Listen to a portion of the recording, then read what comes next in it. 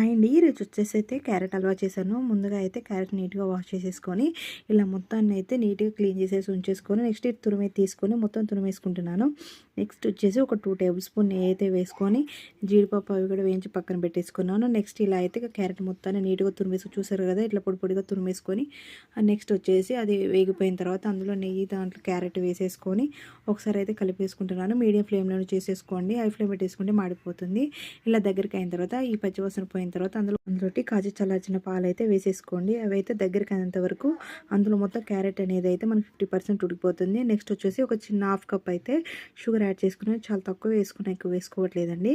Next ఇది కూడా వేసుకున్న తర్వాత అది మొత్తం మనకైతే దగ్గర పడిపోయింది. ఇలాచి అలాగే ఇందాక వేయించుకున్న మనం ఈ డ్రై ఫ్రూట్స్ అని వేసుకొని దగ్గరికి అయ్యేంత వరకు ఉంచుకొని మళ్ళీ పైన గార్నిష్ చేసేసుకొని తింటే చాలా బాగుంది. అసలు టేస్ట్ కూడా మస్తు అనిపించింది అనమాట. ఫైనల్లీ నాకైతే ఇలా వచ్చింది. మీ అందరూ నచ్చితే like and share and subscribe to my channel అండి. Watching my videos.